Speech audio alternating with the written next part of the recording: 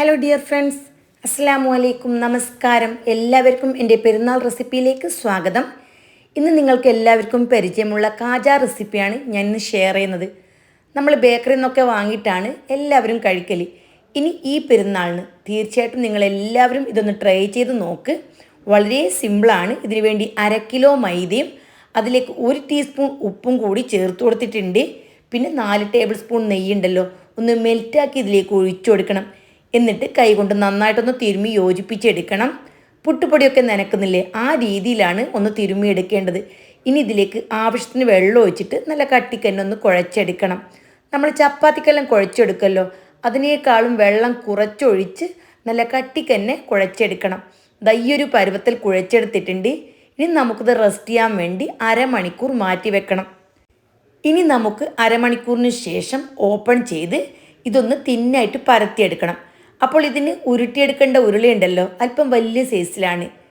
പിന്നെ അതിന് മുന്നേ ആയിട്ട് ഇതിന് തേക്കാൻ വേണ്ടി ഒരു ക്രീം ആവശ്യമുണ്ട്, ഒരു പേസ്റ്റ് ആവശ്യമുണ്ട്.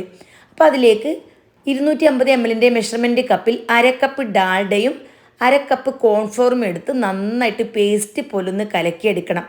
ഇത് ഈ പരുവത്തിലാണ് കലക്കിയെടുക്കേണ്ടത്. ഇനി അല്പം വലിയ സൈസിലുള്ള ഉരുള എടുത്തതിന് ശേഷം വളരെ തിന്നായിട്ട് പരത്തിയെടുക്കണം. അപ്പോൾ ഇത് ഉണ്ടാക്കുന്ന സമയത്ത് ആകെ ശ്രദ്ധിക്കേണ്ട കാര്യം, പരത്തിയെടുക്കുമ്പോൾ വളരെ നേർമയായി തന്നെ പരത്തിയെടുക്കണം. കട്ടിക്കാണ് പരത്തിയെടുത്തതെങ്കിലുണ്ടല്ലോ, നമ്മൾ ഇത് കഴിക്കുന്ന സമയത്ത് നല്ല ഹാർഡായിട്ട് തോന്നും, നല്ല ക്രിസ്പി ആയിട്ട് ഇങ്ങനെ പൊടിഞ്ഞു വരില്ല. അപ്പോൾ ആ ഒരു കാര്യം പ്രത്യേകം ശ്രദ്ധിക്കണം. ഇതാ ഞാനിവിടെ വളരെ നേർമയായി തന്നെ പരത്തിയിട്ടുണ്ട്. ഇനി പിശുക്കൊന്നും കാണിക്കാണ്ട് നന്നായിട്ട് ഈ ഡാൽഡ മിക്സ് തേച്ച് കൊടുക്കണം. ഡാൽഡ മിക്സ് ഉണ്ടല്ലോ, ഇപ്പം മൊത്തത്തിൽ തേച്ച് കൊടുത്തിട്ടുണ്ട്. ഒരൊറ്റ ഭാഗത്തും ഡാൽഡ മിക്സ് ആവാണ്ടിരിക്കരുത്. ആ രീതിയിൽ തേച്ച് കൊടുത്തതിന് ശേഷം താഴെ നിന്നും മുകളിലേക്ക് നന്നായിട്ട് റോൾ ചെയ്തെടുക്കണം. പിന്നെ ശ്രദ്ധിക്കേണ്ട കാര്യം, നമ്മൾ റോൾ ചെയ്തെടുത്തല്ലോ, നല്ലപോലെ ടൈറ്റാക്കി റോൾ ചെയ്തെടുക്കണം. എന്നിട്ട് 3/4 ഇഞ്ച് വലിപ്പത്തിലൊന്ന് കട്ട് ചെയ്തെടുക്കണം. ഇനി ഉണ്ടല്ലോ, കട്ട് ചെയ്ത ഭാഗം ഉണ്ടല്ലോ, അത് മുകൾ ഭാഗത്താണുള്ളത്. അതിൻ്റെ സൈഡ് ഭാഗത്ത് നോക്ക്, ഞാൻ കാണിച്ചിരുന്ന ശ്രദ്ധിച്ചാൽ മതി.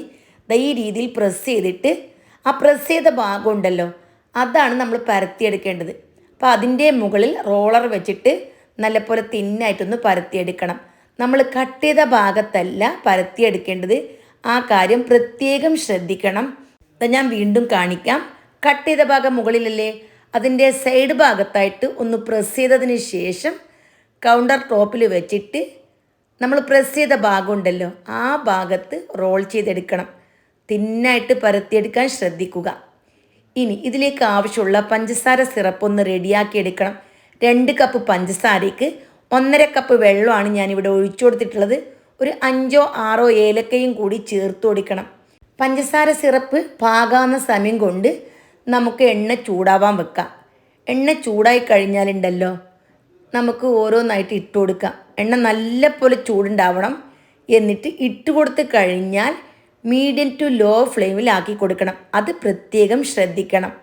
പിന്നെ പഞ്ചസാര സിറപ്പ് ഉണ്ടല്ലോ, ഏകദേശം ചെറിയ തീയിലാണ് വെച്ച് കൊടുക്കേണ്ടത്.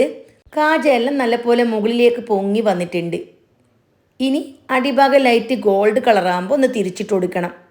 അങ്ങനെ 2-3 പ്രാവശ്യം തിരിച്ചിട്ട് കൊടുക്കണം. പിന്നെ തീ കൂടിപ്പോകണ്ട, മീഡിയം ടു ലോ ഫ്ലെയിമിൽ തന്നെ ആയിരിക്കണം. ഷുഗർ സിറപ്പ് പാകാൻ വെച്ചിട്ട് ഏകദേശം 15 മിനിറ്റായി. വളരെ ചെറിയ തീയിലായിരുന്നു, നല്ല പോലെ ഒട്ടി വരാൻ തുടങ്ങിയിട്ടുണ്ട്. ഈ സമയം ഇതിലേക്ക് ഒരു ചെറുനാരങ്ങയുടെ പകുതി ഒഴിച്ചു കൊടുക്കണം. അതേപോലെ തന്നെ അല്പം ഫുഡ് കളർ, അത് വേണമെങ്കിൽ മാത്രം ചേർത്ത് കൊടുത്താൽ മതി. നമ്മൾ എന്തിനാണ് നാരങ്ങ നീര് ചേർക്കുന്നതെന്നറിയോ? ഇല്ല എങ്കിൽ ഇത് തണുത്ത് വരുന്ന സമയത്തുണ്ടല്ലോ, പഞ്ചസാരയെല്ലാം പഞ്ചസാര പോലെ കട്ടയാവാൻ തുടങ്ങും. അപ്പോൾ അതിന് വേണ്ടിയിട്ടാണ് നമ്മൾ നാരങ്ങ നീര് ഒഴിച്ചു കൊടുക്കുന്നത്. ഇപ്പം നല്ല പോലെ ബബിൾസ് എല്ലാം വന്ന് കണ്ടില്ലേ, പാകമായി വന്നിട്ടുണ്ട്. 20 മിനിറ്റ് എടുത്തു. അപ്പോൾ ചെറിയ തീയിൽ 20 മിനിറ്റ് കൊണ്ട് ഷുഗർ സിറപ്പ് റെഡിയായി. അപ്പോൾ ഫ്ലെയിം ഓഫാക്കാം. ഓഫാക്കി കഴിഞ്ഞതിന് ശേഷം കാജ എടുത്ത് നേരെ ഷുഗർ സിറപ്പിലേക്ക് ഇട്ട് കൊടുക്കണം. ഷുഗർ സിറപ്പ് ഇപ്പോൾ ചൂടുണ്ട്. എന്നിട്ട് നന്നായിട്ട് ഇളക്കി യോജിപ്പിച്ച് നമുക്കിത് വേറൊരു പാത്രത്തിലേക്ക് മാറ്റാം. ഒരു 2-3 മിനിറ്റ് ഇട്ട് വെച്ചാൽ മതി, കൂടുതൽ സമയം ഇട്ട് വെക്കേണ്ട ആവശ്യമൊന്നുമില്ല. ഇവിടെ നന്നായിട്ട് ഷുഗർ സിറപ്പെല്ലാം പിടിച്ച് വന്നിട്ടുണ്ട്. ഇനി വേറൊരു പാത്രത്തിലേക്ക് സെർവ് ചെയ്യാം. അപ്പോൾ അടിപൊളി ടേസ്റ്റി ആയിട്ടുള്ള റെസിപ്പിയാണ്. ഇനി എന്തെങ്കിലും ഡൗട്ട് ഉണ്ടെങ്കിലോ ഒന്ന് കമൻറ്റിൽ ചോദിച്ചാൽ മതി. ഡൗട്ടൊന്നും വരാൻ ചാൻസ് ഇല്ല. ഞാനെല്ലാം വ്യക്തമായിട്ട് തന്നെയാണ് പറഞ്ഞിട്ടുള്ളത്.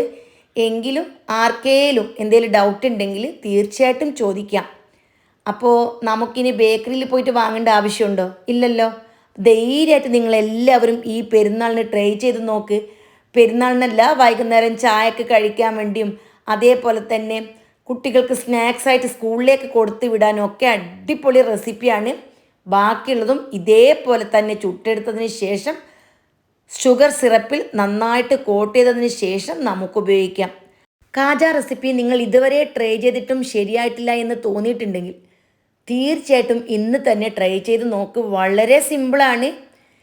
അപ്പോൾ എല്ലാവരും ട്രൈ ചെയ്ത് ഫീഡ്ബാക്ക് അറിയിക്കുക. വീണ്ടും കാണാം. Bye bye.